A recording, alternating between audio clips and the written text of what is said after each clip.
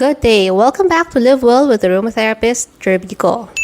So for today, we'll be having one of the business mavericks in the aromatherapy community. Kayla Fioravanti has always had a deep and abiding passion for aromatherapy and personal care products.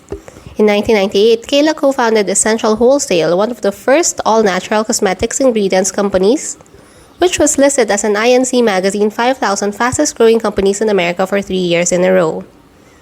Essential Wholesale started out with $50 in her kitchen and grew to a multi-million-dollar company. At this time, Kayla was formulating for large cosmetic brands and small businesses. After selling Essential Wholesale, Kayla started her own publishing company and became an award-winning author of books like The Art, Science, and Business of Aromatherapy, The Unspoken Truth About Essential Oils, among others. Kayla's passion for aromatherapy and formulating never wavered, which is why on December 1st of 2017, the day her non-compete ended, Kayla co-founded Ology Essentials with her son and daughter-in-law. Ology Essentials is a research-driven brand of high-quality hemp, CBD, and honest custom cosmetic and hemp formulating services. Kayla is now leading the way as an expert in CBD cosmetics and is formulating CBD products and non-CBD products for small businesses and large international brands. Kayla also runs a Level 1 NAHA-approved aromatherapy certification program. Everybody, please welcome Kayla Fioravanti. Hello. Hi, There you Kayla. Hi, how are you doing? I am good. How are you? I'm good. You are set up to podcast. Yeah, I'm so happy that we're finally having this interview. Yes, thank you so much. I'm honored that you asked. And we're so persistent because it's been a crazy few weeks here. Okay, so before anything else, would you like to introduce yourself briefly? Yes, my name's Kayla Fioravanti. I am a cosmetic formulator and an aromatherapist. I'm also an aromatherapy educator. I founded Essential Wholesale in my kitchen for $50 in 1998. I sold it in 2011 for a lot more than that. And then in 2017, I founded Ology Essentials with my son and daughter-in-law. Oh, wow, that's really cool. I read about your profile, and I know that you have also authored a lot of books about this topic. And I'm just so excited to bring you in here because I wanted our audience to be inspired. How did you start your business? I mean, what made you? Is it something that you have always been thinking of, or being a serial entrepreneur? Is it something that you can hone, or is it something that should be innate within you? Well, I had no intention of being an entrepreneur or an aromatherapist. I basically was planning on getting my doctorate and being a counselor, a doctor of psychology. But then I had my son, and I kind of changed my direction of what I wanted to be when I grew up, and mostly I wanted to be a mom. So I wanted to find a way to be at home as much as possible and have him with me. So that's how I stumbled into being an entrepreneur. My parents were like, "When are you going to go get a job?" And I just never was. I never went and got a job. Well, I mean, I had him before, my son, but once I had him, I never went back to work.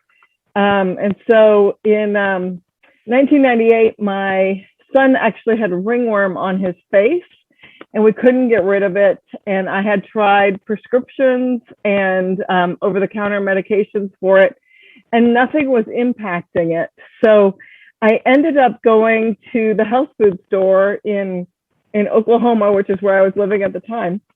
And when I was there, all the books pointed to tea tree essential oil as what would take care of the ringworm. And so I was actually really broke at the time, and so I invested $11 in this bottle of tea tree, and it cured my son in 3 days, and really, really got me fascinated because I was allergic to fragrances, and had been living with everything being scent free my whole life since I was 8 years old, and so I was really intrigued by the fact that this essential oil smelled and it cured, and it didn't make me sick.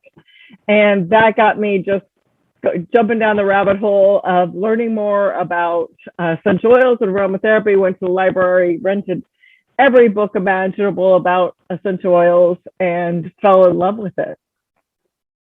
Wow, that's a really cool story. But you started to become an aromatherapist in 1998. For sure, being an aromatherapist then is super different from like how it is now.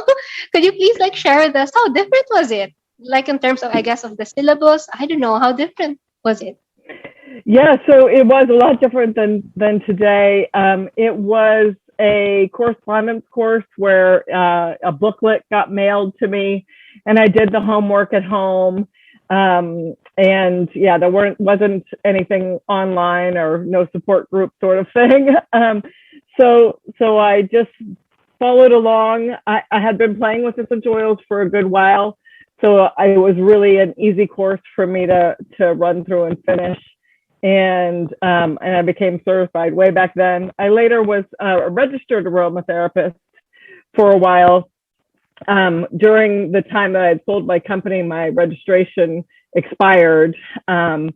And so I haven't gotten it back, but the registration is just another step of, moving up in your aromatherapy world. And then I have an aromatherapy school now. So when I originally sold Essential Wholesale, I wrote a book as a textbook with the intention of when my non-compete was over, I would start the school. And so basically when my non-compete was over, I updated the book to keep it most current and launched my aromatherapy school. Wow. So what made you decide to take the course formally? Because I know that this is like the normal journey of a typical mom, actually, right? Right. I love education, and I'm a research fanatic. And I just felt like once I knew all this information, I needed there to be, something that gave it legitimate, some like proof behind the pudding. Not only did I just read a bunch, but I went through, I think it was a 50-hour course at the time, and I'd done just going that extra step and getting certified was really important to me. If I was going to be selling the product, I felt like I should be really understanding aromatherapy at a deeper level than book knowledge. I couldn't agree more. Thank you so much for saying that. Yes. So, I mean, it's kind of dangerous, right? Especially, for sure before Google wasn't there. It was only on textbook and everything, right? But now I think it's more dangerous because most of the essential oil enthusiasts would rely on free information online on Google. And maybe there's nothing wrong with that. But like you, if you are someone who would want to turn your passion into a business, or you see yourself as sharing your products to someone outside of your home, I think it's important for you to take the certification or education formally, right? Yeah, definitely. I agree with that. And Google can be dangerous because there's a lot of people just out to sell product and not necessarily a lot of product, and not necessarily caring about you being able to use essential oils for a long time. So people are getting injured by what they find on Google, and things telling them to drink essential oils and to put them on undiluted. And so it's causing a lot of injuries, which is one of the reasons I wrote the book, The Unspoken Truth of Aromatherapy, of Essential Oils, sorry. The Unspoken Truth of Essential Oils that I wrote with Stacy Haluka, who is somebody who got injured from using essential oils incorrectly, basically from advice of people who were just trying to sell essential oils and not necessarily getting fully educated. Yeah, I agree. I've seen your book, and I think it's mentioned also in the documentary on Netflix, right? It is, yeah. So I was also wondering, Kayla, with all of these successful businesses, have you ever had any failed business? Because, we also want to learn from other people's failure. I think that's also important. Yes, definitely. I have failed at business. I've actually failed more often than I've succeeded, but I've succeeded really big. So people mostly know me for the success, but no, I definitely have failed. Started a restaurant in, I think it was 1996 that failed miserably, and lost our shirts on that one. And then while we had Essential Wholesale, we thought, well, it'd be really great to have a brand. And so we started a brand called Von Nature, and it was in a store, and it was really a big diversion away from what I was doing at Essential Wholesale. You know, it was still skincare, but it was different. It took different energy, a different kind of audience you were trying to reach. And so that one we failed miserably at. And, you know, a couple of little things along the way. I've had some good successes. Essential Wholesale was a good success. Ology Essentials is doing really well. I had, during the time when I had a non-compete, I started a publishing company, and that did really well. I sold it when Ology started because I no longer could keep up with the work, and I was still getting a lot of referrals. So I wanted to be able to have the work go on without me. So I sold it to my editor and her husband. Oh, wow. So what can you, I mean, are there any specific factors that you can see on what led to the failure? I mean, what are the things that would lead to it being successful, and what are the things that may lead to it to fail? I think most of our failures were when we had no advice. Like, we didn't ask a mentor. We didn't talk it through with somebody else. It was just like, here's an idea, let's run and go with it. And so most of the mistakes that I've made in business have been when we were not getting good advice and good mentorship.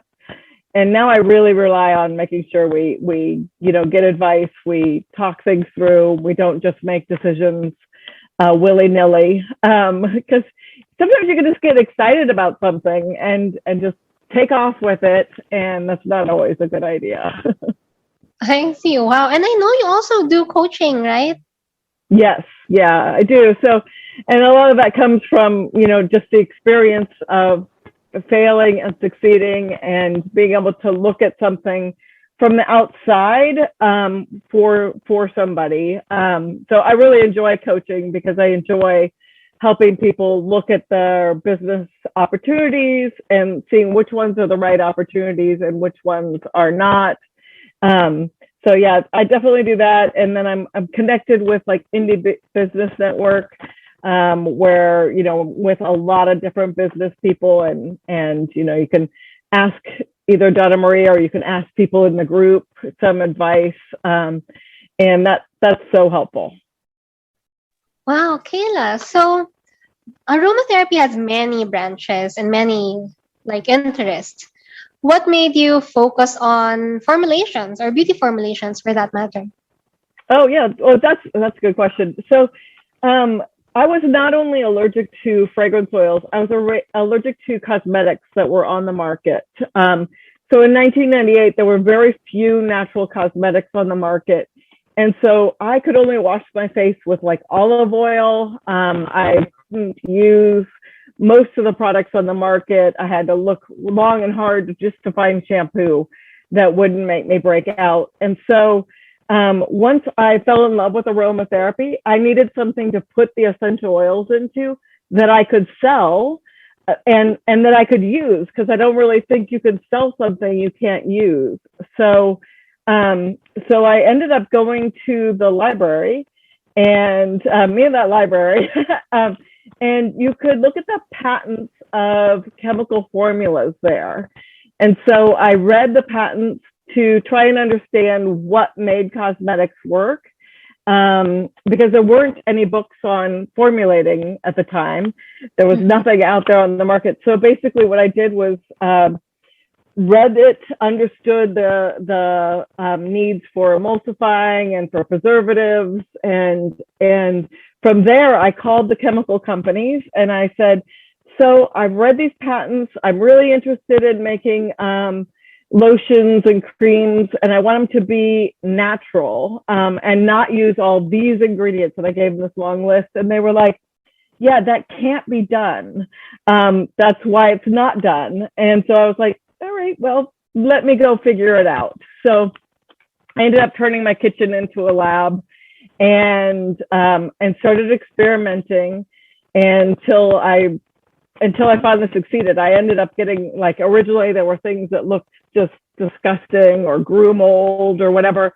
And I used those all as learning lessons along the way of figuring out how to do it correctly. And so Essential Wholesale actually grew and became a thing because I basically had a small brand and I wanted somebody else to make my cosmetics that I had figured out. And no one would do it. They were like, yeah, no, I mean, we'll do it, but you have to buy a pallet load or you have to buy a drum of the product. And I was like, I am in this 600 square foot apartment. I can't like do this. And so from there, we was kind of like, well, if there's a need, if we have this need, then I'll bet other people do as well. And so that's how Essential Wholesale launched, was to become a company that would provide small quantities of natural cosmetics and give people the ability to custom formulate and private label at really small runs. So we allowed 100 pieces at the time. I now work with more expensive ingredients, so we allow 50 pieces now. So just allowing people to get into the industry in smaller quantities. I see. So with Essential Wholesale, what are your top 3 products? From Essential Wholesale? Yeah, my cats decided to join. So I sold it a long time ago, so I don't know which things sell the best there, but my favorite products that I formulated there, one of the very first creams that I formulated was the antioxidant cream, and they still sell it. I love that product. It's so beautiful. And it's a good standard. Then they make a exotic butter that was a mistake. When I was working one time, I grabbed the wrong thing and I missed that I had grabbed it, and I just kept going. And then I was like, this isn't quite right. And I kind of backtracked and figured out what I had done. And it turned out to be one of my favorite creams ever. And actually the other favorite product is also a mistake. I was working on a custom formula, and it was a 5-gallon batch, and I reached up for the capsicum. No, I reached up for the something that starts with a C, but I grabbed the capsicum accidentally, and capsicum is orange. So as I was pouring it, I was like, oh no, I put the wrong thing in here. So I called the customer. I was like, oh, I accidentally put capsicum in, but that's actually a good idea. Like, do you want to explore this idea? And they were like, no, I don't want any warming. And so we were too small to throw away 5 gallons of product. So I ended up just kind of reworking it, adding a few more things to it, and made the mussel jelly that Essential Wholesale sells. And it's one of my favorite products as well. Wow, that's really cool. I mean, not most, but a few of your successful products, or your favorite products, are born from mistakes. Right. I think this is a lesson for people to understand that sometimes your failed batches, you can turn it around. I do that too. Like, some of my failed batches, I still keep them in the fridge until I figure out how to work around it. Right. Yeah. You just kind of keep working it, come back to it. Some of my favorite essential oil blends or things that I like set aside. It was like, that's not working. And then came back and went back and forth to it. And then eventually, developed something that I absolutely love. Great. So I know this issue has been quite in the news lately.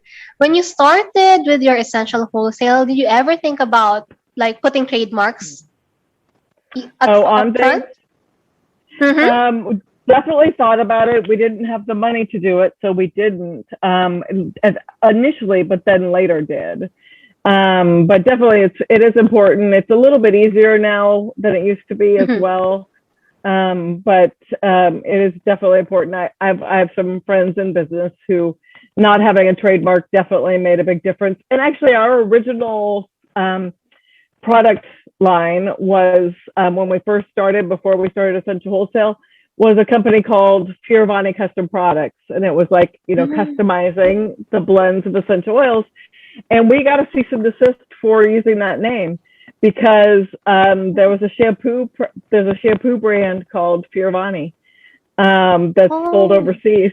And so we got a cease and desist on that. So it's very important.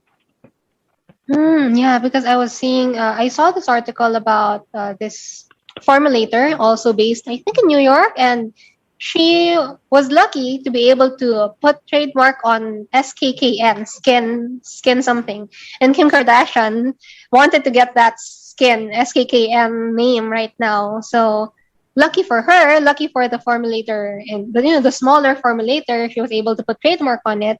But for most people, like I know, trademarking or putting intellectual property ownership to names, brands, and even formulations. I think you can put patent, right? To those things. Sometimes they may overlook this. Yeah, definitely. It's one of those things most people don't look at right away, but it is important. And so I've seen some people really get bit from it, not having it. Mm-hmm. So what are some of the challenges that you have experienced in building your aromatherapy business? I mean, aside from what you've mentioned, that sometimes you can experience cease and desist. What are the other things that you have experienced so far? I think some of the challenges, well, in 2014, I wrote a blog post. I got frustrated when somebody told me that they had been advised to have their 3-year-old drink vetiver essential oil to help with hyperactivity. And I was so upset by this terrible advice that I was like, I'm going to break my silence about the multi-level companies and the dangerous practices they were doing. And I originally had just been quiet because I was like, that's their business plan. Let them do their business plan. I'll do my business plan and stay out of their way. They could stay out of my way. But then when I saw them endangering children and somebody that I specifically knew, that was upsetting to me. So I wrote a blog post that went viral, and the negativity that came from that was pretty vicious for speaking out about the safety of aromatherapy, using essential oils. I mean, because I love essential oils. I want people to be able to use them for a lifetime and not get injured and or get sensitized or in one way or another have to live without essential oils. And so that was challenging with being very viciously attacked. The aromatherapy world really came behind me and supported me, and they were on there leaving comments. If you're ever bored, like, reading the comments on that blog post are fascinating. I finally turned them off because I was like, I've already answered all your hate mail. I've already answered all these attacks.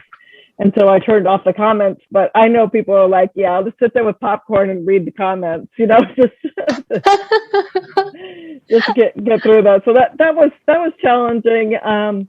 But it was really nice to really see the community, aromatherapy community and the cosmetic community really rallied behind me as well, though. Have you seen development, or have you seen the aromatherapy industry? I mean, on your side of the globe, it may be different for us, but I have a similar experience actually. People here from MLM are really very sensitive towards the topic of ingestion and very passionate. That's the term. Not sensitive, very passionate about it. And while for people who have taken the certification, of course we know better, right? We know that ingestion is not something that should be done casually as compared to what they are advocating. And so a few times I've actually got myself in hot water about it, but I really don't mind. My personality, I guess, is, okay, but how did it play with your mental health with all the bashing and negativity? Yeah, it was upsetting for a while. It kept crashing my website because I had so much traffic that's a on lot. there. Yeah, so there was like this.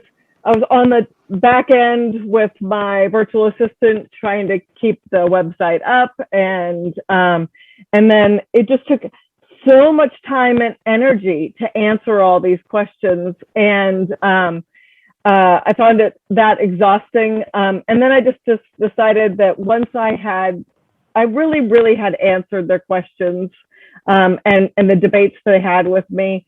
And so it just became more and more of just negative. And so I turned off comments and just encouraged people to read the comments, follow the links that I had all over the website, and so that they could learn for themselves. And I decided to shut off the comments for my own mental health because it just wasn't worth it anymore.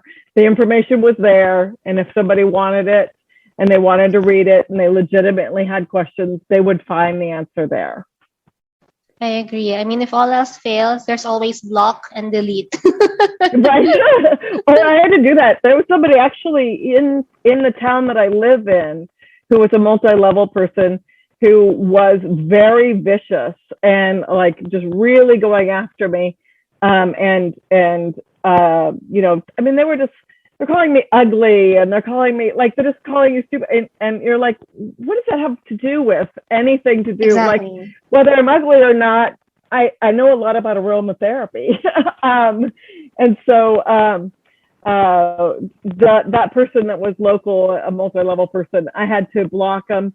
And then he kept going to like the library or something, and then commenting because I blocked his web or whatever, his internet access. And finally I was just like, I'm just shutting it all down. These people are crazy. Yeah, wow. That's a lot of effort for someone, right? And excuse that person. You look gorgeous, Kayla. Come on. Oh, I've been manufacturing all day. I was like, oh my gosh, well, okay, we're coming as I am. Wow, that's really something. I'm lucky I haven't had that magnitude of backlash, I would say. But I've had a couple of debates here and there about it. And I don't know. I mean, you do you. Right. I've said my piece, right? You do you. I've said my piece. Okay, so what are the tips that you can share in starting off an aromatherapy business? Oh, some tips. Well, I think really understanding safety. I highly recommend everyone owns Robert Tisserand's book, Essential Oil Safety Guide. It's a staple for all the aromatherapists. It is. I think everyone should own it. I have it at my desk. I reference it every time I make a blend because while I know a lot, I just want to make sure that I'm combining and always keeping things at the safest level. So, you know, I want to know that if I choose a particular essential oil, what's the safety level? Can I put it at 2% or should it be at 0.5%? And having those kind of references and one that's so well researched, I highly recommend. I think that's really an important part of it. If you have an opportunity to be certified, it gives you definitely credibility and takes you on a kind of deeper research and on aromatherapy. I think that's really important. Finding a mentor, following podcasts like yours where you're talking to people and bringing more education. Just always be learning and willing to learn. And then, I mean, I don't know local rules there. So, but always know your local rules and follow them. Like, don't think it doesn't apply to you because you're a small business. The laws of the land are very important while you're manufacturing products because you can get a lot of trouble if you're not following them. I agree. Have you seen changes with regard to the aromatherapy audience? Like, I'm not sure when did you post the blog? How many years ago was that? 2014. Oh, wow. Yeah. So have you seen like difference with the audience in terms of how they digest information or the level of their passion towards these topics? I find that the multi-levels are pretty much still where they were. And still, because I am connected with Stacey Haluka, who was on the show Unwell. And then, we have our book. And she, there's still people who are negative towards her for her story. Oh. And that's really unfortunate. It's her story. I mean, so let her tell her story.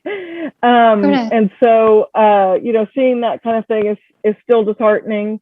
I think consumers are becoming more and more, like, not the ones that are in a multi-level, but just everyday consumers are getting more and more knowledgeable and savvy and really wanting good blends and nice, like, they don't go, oh, well, it's good for me, so I'll use this yucky smelling thing.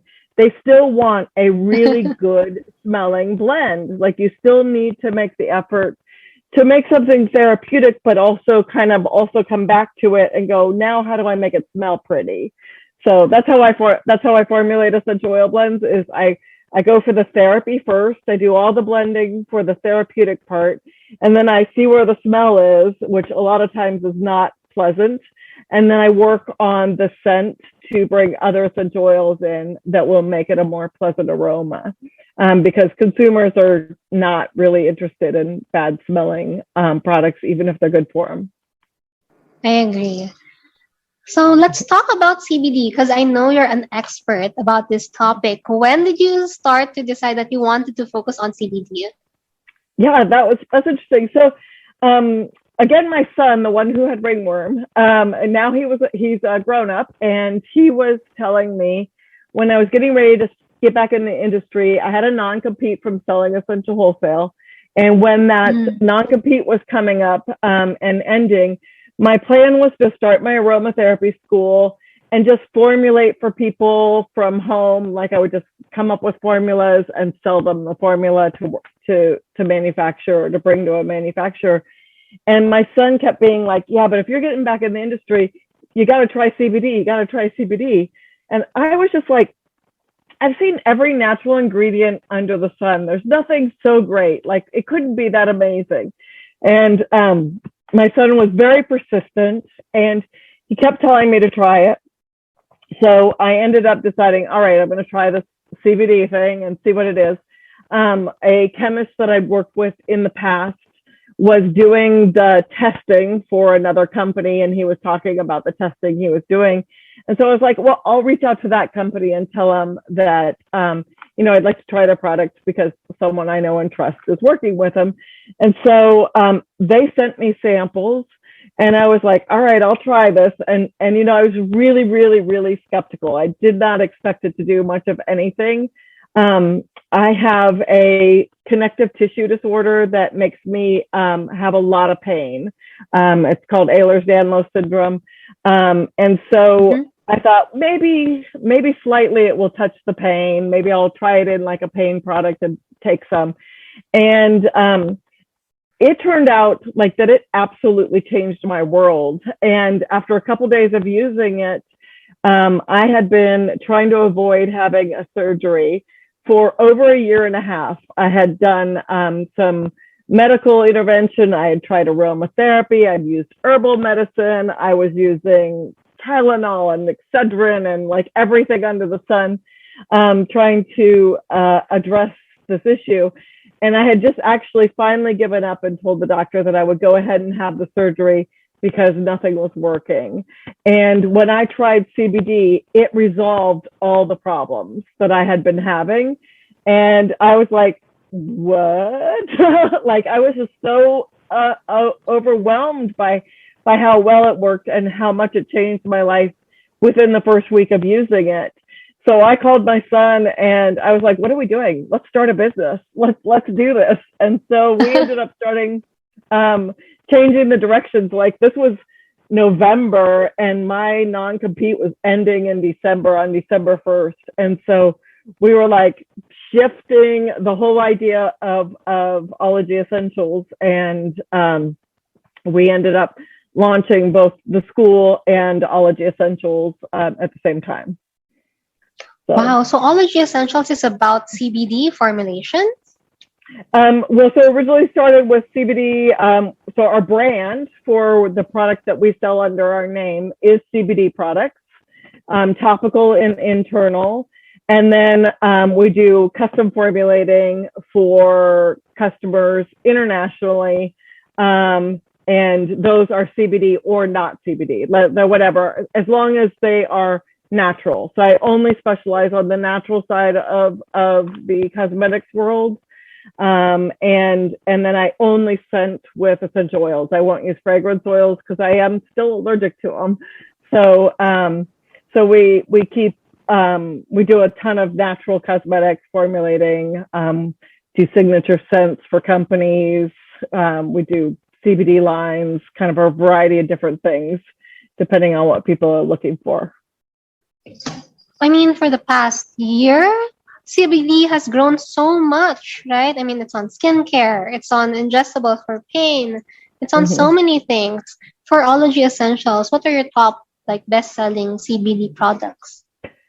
So our best-selling is on the internal side is our full spectrum cocoa mint.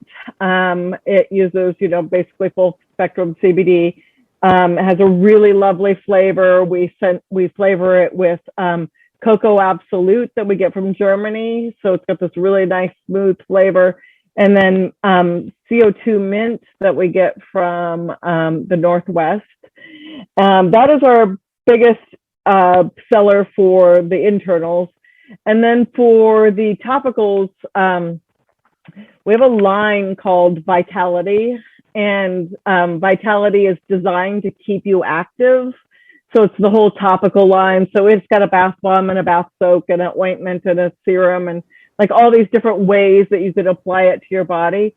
And that is our biggest seller, is anything to do with Vitality. We move a lot of that.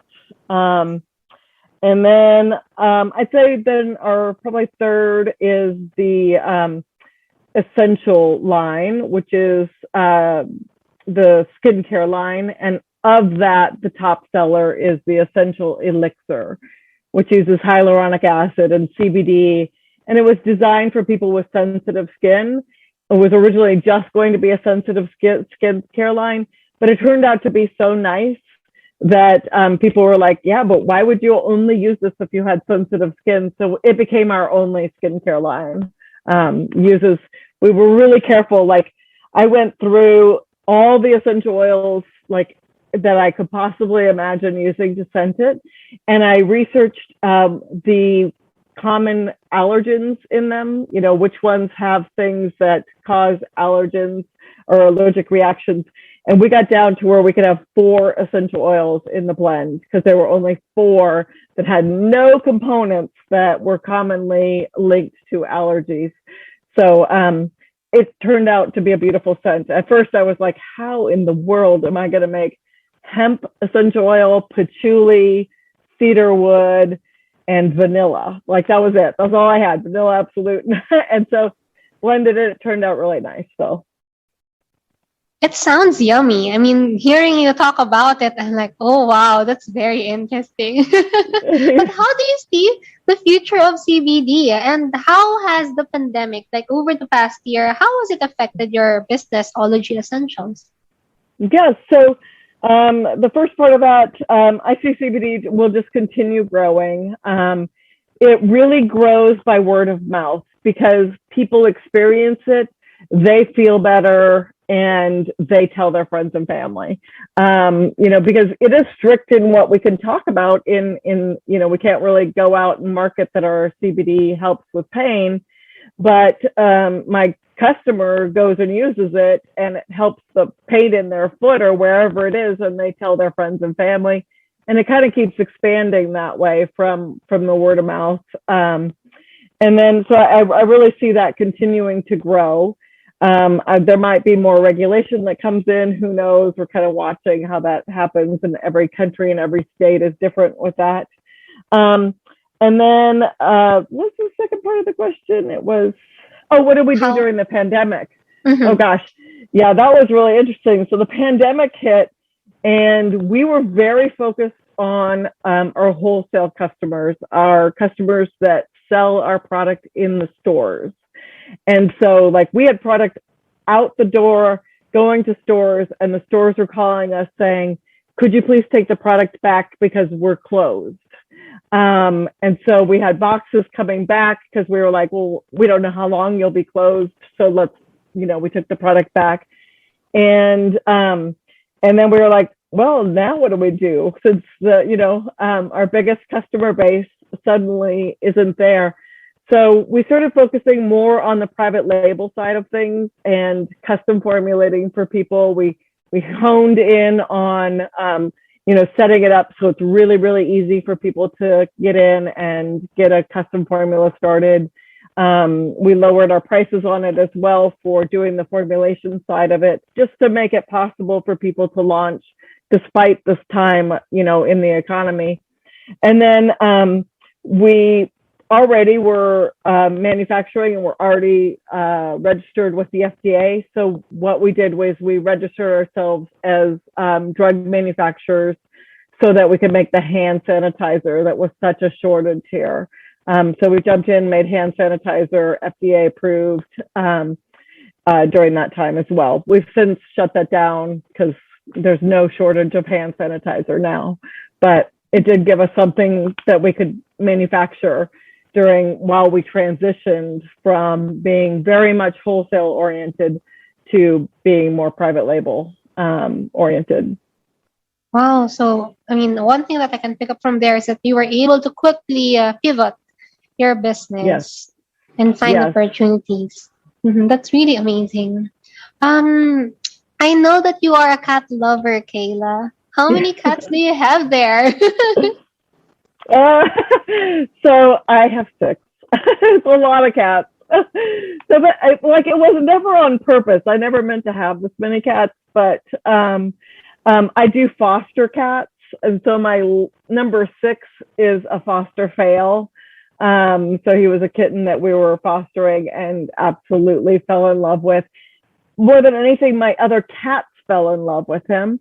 And it kind of, he just brought all this balance and peace to the other cats. And so it actually seems like we have less cats ever since we added the 6th one, because they're all so happy now. So it's just kind of, it's a little crazy, but we love them. Let's not talk about foster fails. We have 55 cats here. Oh, really? You have 55 cats? Oh my goodness. Okay, I have dreams, aspirations now. They're all over. So when you see my screen shaking, it's because some of them are jumping here on my table. I kept holding on my mic not to fall because they've been jumping here and there. That's so funny. Yeah, we just had Riley, my big cat, walk through, and now he's sitting with his foster fail over there. And that's so fun. I love that. So were you fostering them and you just kept keeping them? Yeah. I rescue cats, but every time I take care of them or tend to them, it's just so hard to let go. Yes, so they're all over. That's so fun. Yeah. We just got ourselves, I just finished moving, and so we just got ourselves set back up to take fosters back in, and because it's so much fun to help these itty bitty teeny tiny little kittens and take care of them. I've been really lucky. Actually, my last set of fosters, I ended up having, it was right before COVID, I guess. Was it? I can't even remember now. Or maybe my first set of fosters, that's what I mean to say. My first set of fosters, I had guests come through my house, and I had 3 foster cats at the time, and all 3 of them ended up going home with the guests that came and stayed with me, like one by one. Oh, so cute. So I'm like, yeah, I'm about to open an Airbnb, and I'm like, well, so in the Airbnb, should you be able to play with the kittens? So I'm curious, Kayla, since you have cats in your home, haven't you thought of delving into animal aromatherapy or adding animal products for Ology Essentials? Well, yeah. So I love animal aromatherapy. I haven't been able to really delve into that just because I'm so super busy on human products. But we do, Ology Essentials, have two pet products. We have one that is inspired by my cats. We have catnip CBD, these tins, and the cats eat the catnip and they get the CBD while they're eating the catnip. And basically we came up with the dosages and everything about it by testing it out on my cats. So my cats, you know, like if I put too much CBD on it, they stopped going to it. So I just kind of found the realm that made them happy. We have a hilarious video of Binks, one of our cats, loves catnip so much that he just like he wants to eat the whole thing and take the whole tin. It's adorable. And then we do have pet CBD oil that's designed for giving them either orally or if you put it in their ears. We ended up discovering that in their ears it works more efficiently and faster for them. Actually, that's my next question. Are there any applications of CBD on felines? Yes, cats are great with CBD. And actually, the way I found out that it's so good for them to put it in their ears is I had a cat named Gogo Naughty Paws, and Gogo had tumors in his ears, and there was nothing they could do about the tumors, and you know, threw his balance off. And so I decided, well, since I kept reading all this research about CBD working on tumors, why don't I just try putting it in his ears and see if it helps? And so it was helping the tumors, but on top of it, he was a really old cat. He ended up dying recently at 18. And all of a sudden, when he was, he was such a sweet cat. When I was putting it in his ears, I started noticing that he was perkier and he was really super healthy and he was like acting younger. And so I talked to an animal specialist in the food side of things who was researching CBD, and I told her about this. And she's like, yeah, we've done all this research that it's actually better for them if you put it in their ears than in food. And it helps them absorb faster, and that's why he's doing so well. So he ended up living a very good final few years because he was doing his CBD in his ears, and his tumors went down, and he was quite perky all the way to the very end. I heard, one of the things that I captured when you mentioned earlier, you can really sell your CBD as something that's positioned for pain. Is that correct? Correct. Yeah. In the United States, you can't. The FDA regulates natural medicines and that sort of thing, and painkillers. And so those have to be over-the-counter drugs. And there's only a very specific list of ingredients that are allowed in an over-the-counter drug. And you have to be, set up differently. So even during the time that we were registered as a drug company for the hand sanitizer, we didn't get into that realm of things because I didn't want to stay in that space. It is very different than cosmetics. I see. In the Philippines, we can't because CBD is not really allowed here. So we can't even buy it. We can't even import it. Yeah, we can't try it. So I know I'm missing a lot. I'm so jealous hearing you talk about CBD and cats. Yeah, definitely. I know every country is so different in the rules and regulations around it. And I mean, CBD comes from the hemp plant, which just is getting a bad rap for being related to the marijuana plant. But it isn't marijuana. It can't make you high. But it's definitely what has kept it as an illegal substance or highly regulated substance. Agree. Philippines is so conservative. Even hemp oil is not allowed here. Oh, wow. From the seeds. Yeah, there's nothing that will do to you. You can drink hemp seed oil all day long and nothing will happen.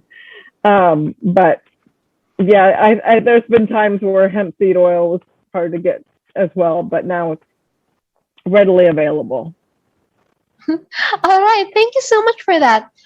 Before we end our conversation, is there anything that you would like to invite our audience with? But definitely, if anybody has questions on aromatherapy, I've got books available on Amazon. Where can they find you? Amazon's probably the very best way because that way things go directly to you from Amazon, from their local area there. You can also come if you want to read. I have a ton of great information on kaylafioravanti.com. I share all kinds of food recipes, and I share information about cats and aromatherapy and just everything that is important to me. I write about in there. You can also get to all of my books that will take you directly over to Amazon from there. And then Ology Essentials, we have a lot of free information on there as well. So those are the main places to find me, and on social media. All right. I actually have been checking your blog and I see a lot of your cooking recipes. Some of your more recent posts are about cooking. So that's really nice. But I mean, this is my last question before we end this conversation. How has your life been changed with the pandemic? Like, do you stay more at home? Do you delve into cooking more? That's why you have more cooking blogs. How has it changed? I have been working my tail off. So I have not had the experience, the boredom that people talk about, being bored and being home. And that just hasn't been my experience at all. When the pandemic hit, I was in the middle of flipping houses, two different houses. And one of those houses I now live in because the pandemic caused all these issues with trying to get the construction done on it, that it was just less expensive for me just to move into the house. But it turns out great because it's in downtown Franklin, in Tennessee, which is like the cutest little southern town. So it's changed in that way, in that I've changed houses that wasn't intentional. But it was another pivot in that business. And then, I've been working like crazy. So I've not been home. We've been manufacturing like crazy, other than it changed the focus of our business. It didn't shut us down, and we never really we were considered essential services. So we were able to go to work. My daughters, it made a difference for them because, one of them's a dance teacher and a professional dancer, and there, hasn't been any performances and teaching on Zoom and, all that sort of thing. But the biggest change for me personally has been that I don't get to speak in person anymore. Everything's on Zoom. And so it was a big adjustment to switch to everything being online and doing everything virtually. And like yesterday, I'm speaking for the Alliance of International Aromatherapists, and Which I am also a member of. Oh, good. Well, if you're going to the conference in September, virtual, it's got the virtual conference. I finished recording that yesterday, and it's just so interesting to be sitting in a room, when you're used to talking to an audience and just giving your talk to a computer. Wow. How about your school? Has it also evolved to become an online? Do you have like distance learning programs offered? Yeah, so my school is, it's a little bit old school because I really believe in the information when you read and then you write the information down. So I send you a book, The Art, Science, and Business of Aromatherapy, and Robert Tisserand's safety book, and a workbook, basically. And I have people handwrite the answers into the workbook so that they're learning it. And then they have to write papers and do studies along the way as well, because I just want them to take the information and tell it back to me in their own words, and take the experience of reading about blending. I don't want you to just read about blending. I want you to do the homework, do the blending, write down what you learn, do the experiments, and get people involved in your experiments. So it has a Facebook group, but otherwise, mostly it is very much self-paced. It is designed for people who are busy and working and doing other things, so they can get it done at their own pace. Wow, thanks for that. That's amazing. So for everyone who'd want to get to know more about Kayla, check her out at kaylafioravanti.com. Check out ologyessentials.com. I will link all her social media on this post. And thank you again so much, Kayla, for giving us your time for guesting here. Thank you for having me. Okay, so I guess that's all for today. If you have any other ideas or questions or topics that you'd want me to cover in my future podcast episodes, don't forget to shoot me an email at couchwasabi@outlook.com. And I hope to see you on my next Live Well with Aromatherapist, Jerby Ko.